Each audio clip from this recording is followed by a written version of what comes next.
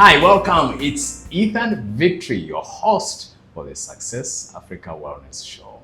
This is where we bring you experts, insights, practical tools, and strategies on how to enhance your mental, emotional, physical wellness. So this is where we look at mental health, nutrition, fitness, and other aspects that improve your well-being. So besides being a host, by the way, you do motivational speaking and coach people in the art of public speaking and human resource. I also do human resource training, personal and career development. And before me here is none other than Associate Professor Dr. Etheldreda Nakimuli. Dr. Ethel, good to see you. How are you doing? Good to see you too, Ethan. I know that people love calling you Prof. I love calling you Doc.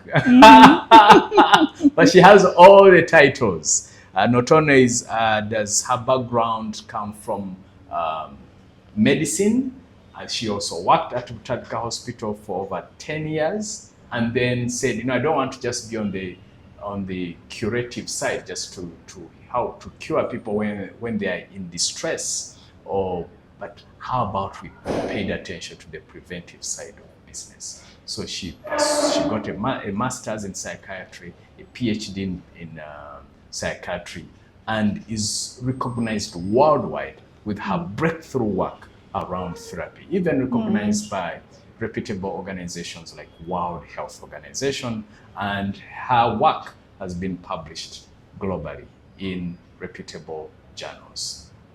So, Dr. Ethel, good to see you again as always. And this morning when you came in, I was amazed and impressed. I said, "Oh, you look so happy and impressive." And then you said, "Oh, I've had my mood check and I checked, I'm happy, I'm this, I'm this." And I was like, "That's so cool. Tell me about that mood check before we move into today's topic." I thought that was so cool. Yes. It's all about nurturing the self-relationship, like we discussed last time.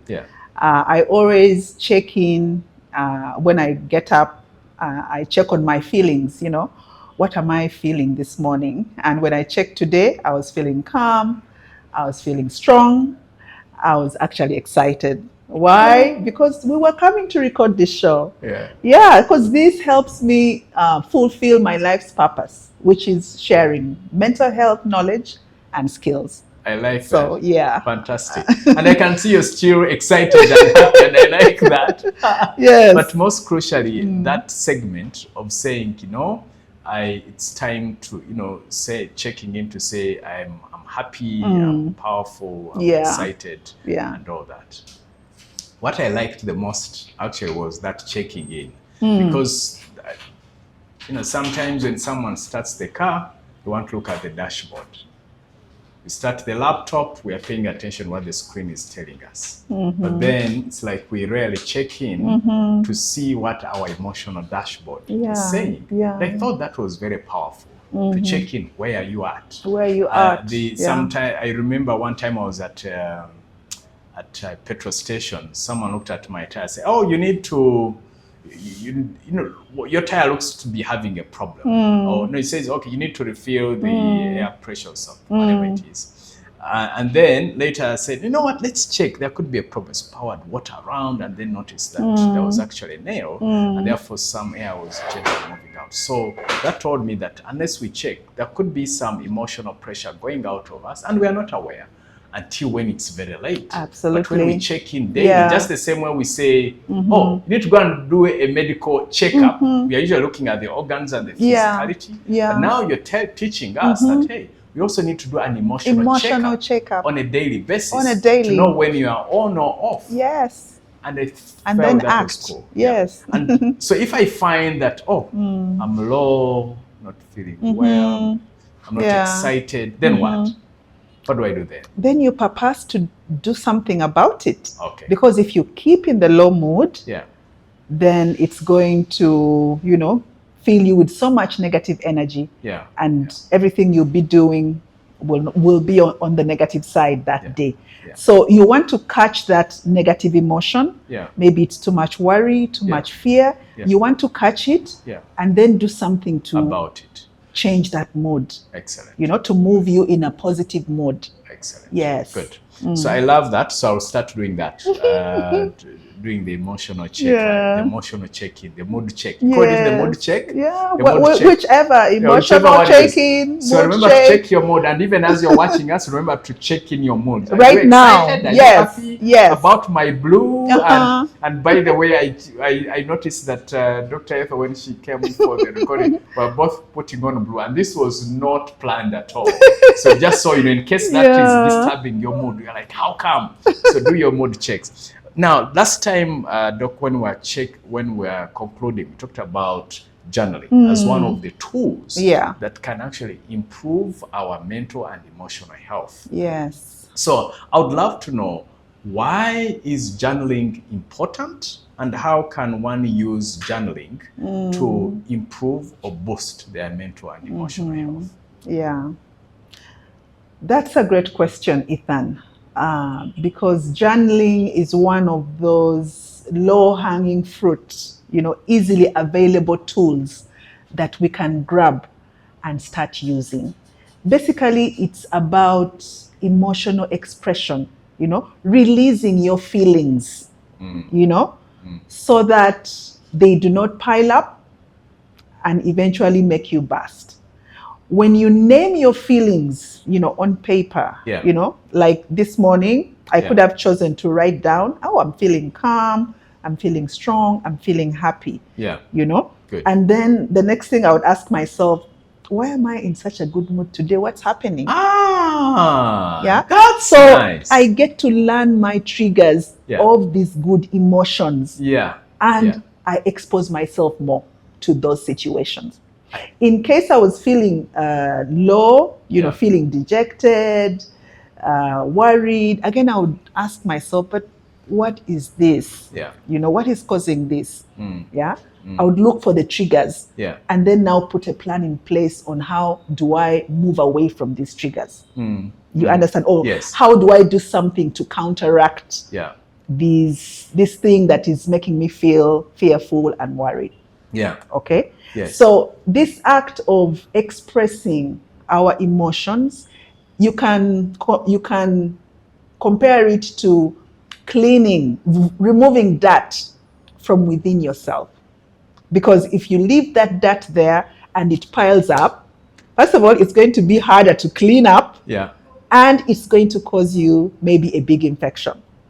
So when we have these negative emotions and we don't release them, they're going to pile up and then lead to negative behavior. Okay? Absolutely. The shouting, the yelling, the withdrawing, isolating. Okay? So if you embrace this tool of expressing, always releasing your emotions, have a moment in the day, maybe the first thing in the morning, maybe lunch break, maybe at the end of the day, you know, you engage in this practice. It's actually a practice, a positive practice that will help you release your brain, release your emotions, and also allow you to reflect and think about what is causing this situation. So when we do this act, we're actually training our thinking brain. Remember in the last discussion, we were talking about the thinking brain? The practice of journaling helps you train your thinking brain, you know, so that you learn how to reflect and then respond rather than reacting. Yes. And you're responding from a place of knowing, and logic, and empowerment, rather than for lack of a better word. There are people when they overreact, like, but I was angry. What did you expect? What did you expect? So it's like the emotions are now the masters of who you are. But what I loved though is you said, okay, I'm happy. How come I'm happy? And in my head I was like, we usually ask those questions of why when things are bad. But when they are good, and I'm like, what you're also teaching us to have a record of success. Success patterns, thank you. Wins. Happiness patterns. Winning patterns. Winning patterns. So then we put ourselves in that environment to say, oh, it could be the music I had last night. And for me, one of the things I know, for example, to feel good in the morning. Like last night, I exercised. So this morning I woke up with more energy, so I could link the two and say, okay, the exercise I did last night impacted me. So, and you purpose to do that more. Yeah, and make sure you don't miss your exercise. Yes, I'm going again today. I promise. Fantastic. I love that. Yes. I love that. Yeah. So how can we be purposeful? Because there's someone I was talking to who does journey say, for me, when I'm annoyed and angry and in a bad mood, that's when I journal. Me too. Okay. So then how can we also journal when we are happy? We're supposed to. Okay. We're supposed to. That's what I'm saying. Yes. Yeah. Yeah. Even those happy moments. Let's record them. Let's understand where they're coming from. Cool. And then set the intention to give yourself those positive experiences that are bringing so much joy to you. Good. So what are some of those daily questions we can ask that could help us, whether feeling good or bad? Are there specific questions that one could ask that would help us not only offload, but also be to be more present in their body? Because part of what I'm also discovering about emotions, sometimes we are so much in our head and we are not present in terms of our body. Like when you said, what am I feeling now? You're now connecting to your body, what's inside. But oftentimes we are processing. What are those daily questions that you found to be very useful? Either you use yourself or you found your clients find useful. So it's not much. Okay, yes, you can have some questions, but what helps me is that every human needs to be seen, heard, and understood.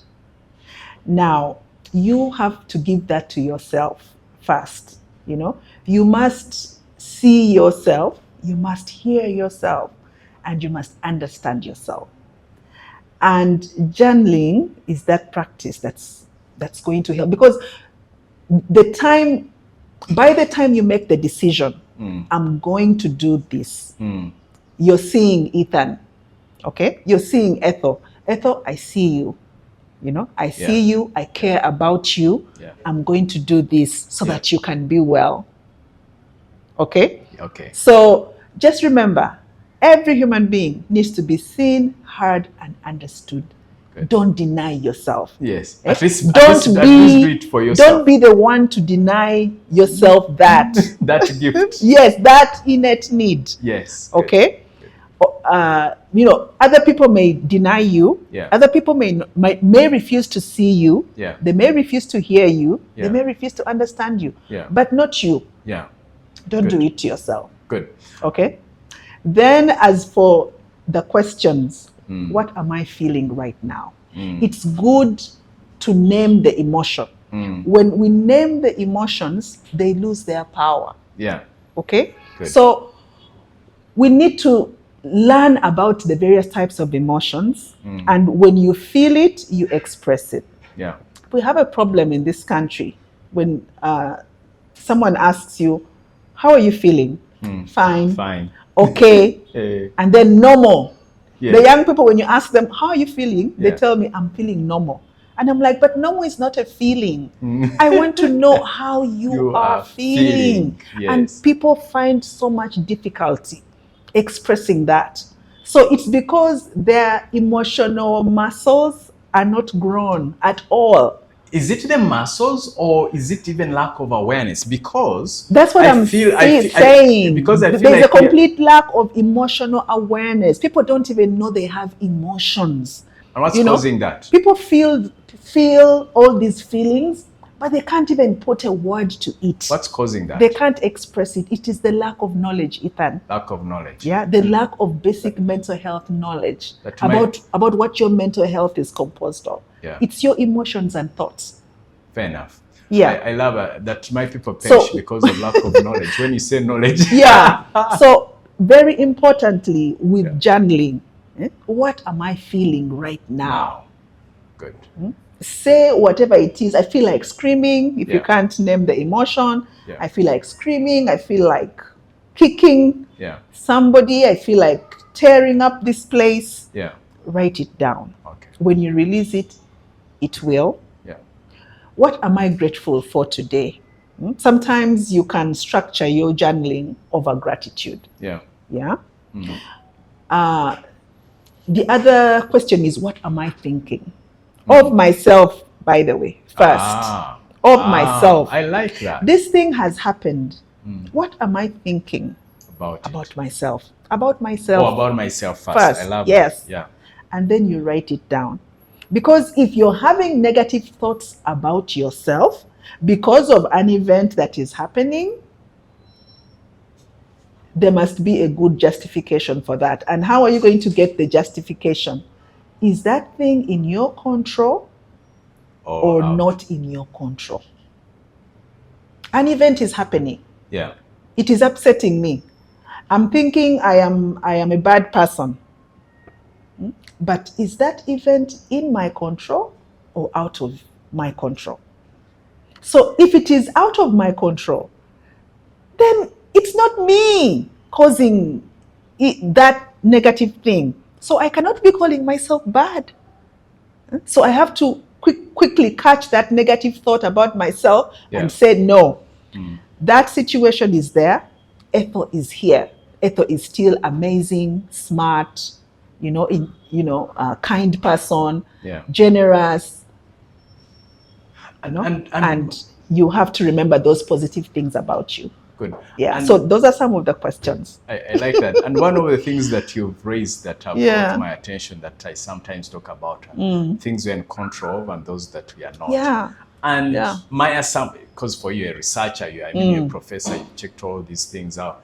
Part of my assumption is, and correct me if I'm wrong, is that oftentimes we focus on things that we are not in control over. Absolutely. And they drive us crazy. And they drive you crazy. Is that your experience also according to your research and experience? It's my experience. It's my personal experience.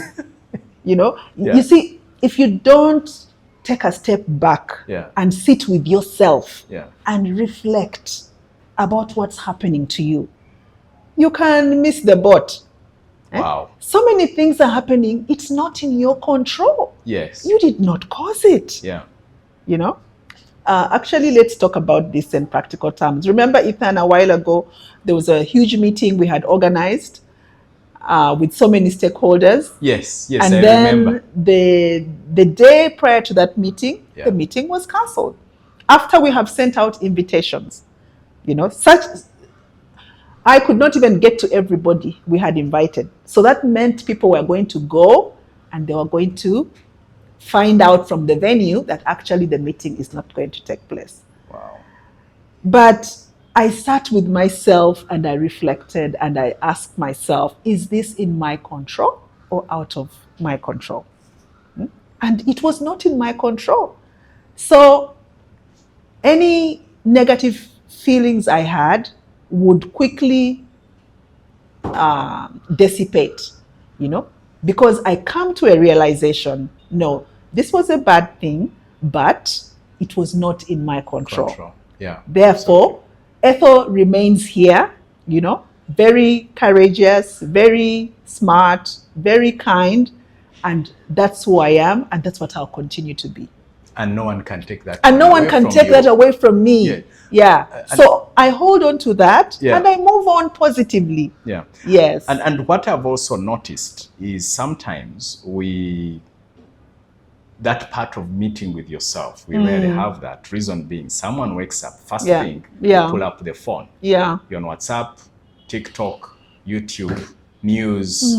So now we are outward focused and rarely inward focus. Really? Not knowing who we are, what we are feeling. In fact, the other question around emotion, sometimes we are not even aware of what we are feeling inside because now we are on gadgets, looking out for things. Yeah, so we have forgotten ourselves. And that reminds, so two things come to mind. One, there is a lady who wrote something called morning pages. It is when you wake up first thing in the morning, just get a paper and put whatever is on your head down on paper. Yeah. And there are people who swear by it that it really gives you that mental space, which I felt was It was does, so, Ethan. was so cool.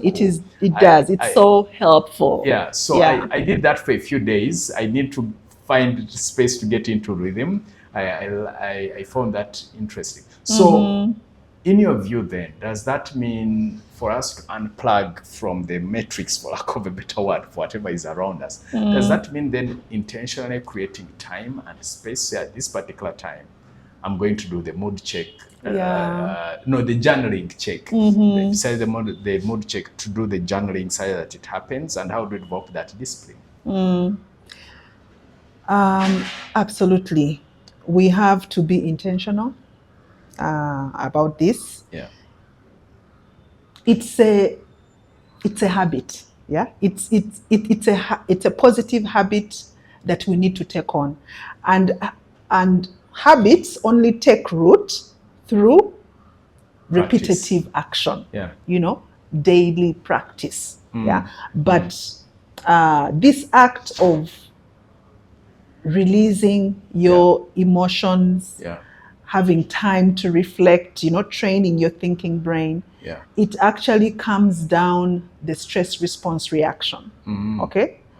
I don't know if we've discussed here that when we're in problems, our bodies are reacting. Have we talked about it? I don't remember that. But this is what I want people to understand. That whenever we are in a stressful situation, there's a physiological process in our bodies. There's a reaction, and it's called a stress response reaction. Everyone has that. Yes. Yeah. But the problem is when the reaction becomes excessive. Okay. And it becomes excessive when you're overwhelmed. There are too many things, too many problems piling up. Yeah. And so part of stress management is learning how to calm down that reaction. And this practice of expressing your emotions, when you express them, they lose their power. Reflecting, it trains your thinking brain so that your thinking brain stays strong in the face of emotional activation, and you can think clearly even when you are stressed. You can think clearly and come up with a solution. Yeah. And I also believe it sends a message to your subconscious mind saying, I am the boss. The situation is not the boss. Yeah, I am here. The situation is there. Yeah, separate. Let me look at it logically. Yeah. Rather than people who declare that. Don't enmesh yourself in all these stressful problems. You remain here. The problem is there. Yeah. But in order to get to this space, you must have trained your thinking brain. And the journaling practice we're talking about is one way to achieve that. Yeah. Because and does it have to be, because I know there are people who swear by the hand-body connection, in that physically writing is usually better than just using a gadget to type. Is that a big deal or it's not? In this case for journaling. What we need to understand is that what is the basic thing that we are doing when we journal? It's emotional expression. Yeah. So whether you write down, whether you're typing in your phone, whether you're making a voice note, you're speaking orally, it is all emotional expression. Fair enough. Do what is easiest for you. Okay, fair enough. What works for you? What works for you? Yeah, okay. Yes. I like that. Yeah. Rather than one size fits all. No. We're not saying that, you should all get a notebook and be writing. Yeah. Okay. If using your phone is the easiest thing, do that. Good. If making voice notes to yourself and keeping them on your phone, that's also another way. Cool. So, you're expressing your emotions. And as we are wrapping this up, two things come to mind. One of my favorite prayers that I love, and reminding my audience, whether it's coaching clients or in an audience when I'm speaking, is that prayer of St. Francis of Assisi. God give me the serenity to accept the things I cannot change. Yeah. Give me the serenity to accept the things I cannot change, courage to change the things I can, and the wisdom to know the difference. Okay, or something thereabouts. And I love that, in that there are things you cannot change, so accept them. And then on the journaling part, I'm reminded the metaphor that comes to mind is, it's like you have space in your head. It has a certain capacity. it's like a RAM, like a disk in your head. So the more files you have, the slower the computer performs. Yeah. So, but the less the files, the more capacity the brain is able to perform. So I look at journaling as a way to move a file in your head. You're putting it on paper, and it's like you feel a weight off, rather than, because if you don't, then it keeps bubbling in your head. It's like they're making noise like marbles and growing bigger and bigger. Yeah, so fermenting. And then it attracts other things. Yes. So journaling that we're talking about looks like a small tool, but it's extremely powerful. It's extremely powerful. There's a season I was not feeling very well mentally and emotionally, and I did a lot of journaling. I felt a huge shift. Yeah. And so now that we're talking about this, I'm like, I need to get into that discipline again. Yeah. But then, Ethan, let me talk about it from a cultural perspective. Yeah. And here I want to say that in our African cultures, we actually also had this practice of journaling. It's not a Western concept. Tell me, Mama. Yeah. This aspect of, releasing our feelings, reflecting on things that have happened. It is something we used to do in, the oral storytelling, the sitting by the fire and the elders telling us stories about the past, about their victories, about, all that is emotional expression, All that is creating a space, creating a time where you express your emotions and you reflect on things, I strongly believe we need to hold on to those traditions, and have them in our homes. Okay. Personally, I use the dinner time, when you all gather to eat, and after a meal, that's when we talk about the day. Good. Talk about events. Some events are scary, so we express our fear. You receive, comfort, feedback. We reflect. So you get to know how everyone is feeling, you check in, and then you see how do you support. So as a family, these are some of the things we need to do. Fair enough. On a daily. Okay, cool. Yeah, that is also a form of journaling, oral journaling. Yes. Journaling. Yes. I've always managed journaling. You've expanded my mind on that. Yes. Journaling. I like that. Yes. Thank you. Yes. So I hope you'll learn a lot. Any parting shots as we wrap this up, or I just conclude. No, I can. As a parting shot is really that this journaling we're talking about. It's a low-hanging fruit, We can do this, we can all do this. There is no one way to do it. There are various ways to do it. Yeah. You can do oral journaling, you can write, you can use your phone, you can make voice notes. Let us embrace it, because it's a powerful tool to stay well, mentally well. Good. Yeah. So the website is sickgsp.org. .org, yeah. sickgsp.org. All right, cool. So it's been fantastic. Once again, thank you so much, Prof. I like calling you Doc. Whichever. Yeah, so, and as we are wrapping this up, just know that what we are talking about is priceless. I know of some people who swear by it. I know someone who was in depression, and the number one tool she believes helped her out of this was consistent daily journaling. Yeah. It's powerful. Start your journaling today. You'll be amazed. And Prof, besides her heading the Success Africa Wellness unit here at Success Africa, where we look at mental health, physical fitness, and nutrition. Then she also has an organization, SickGSP. You can check it out, sickgsp.org. They have done incredible work that is recognized globally. So, and also trains people on how to do this work, to become therapists and counselors. So that's something that you can, apart from her doing that work professionally. So you are welcome to check her website out. And if you're a funder, hey, go out, send her some hours to this work can be expanded. And if you want help or support from us at Success Africa, send us an email, info@success-africa.com. We have a team headed by Dr. Ethel here that she has put together that can help you either at a corporate level or one-on-one level to support you to make sure that you're mentally and emotionally healthy. So for me, if you want to reach out to me to do one-on-one coaching or group coaching, go to ethanmussolini.com/coaching. And if you want human resource consulting and training services, go to success-africa.com. And then the email is info@success-africa.com. Go journal, God bless.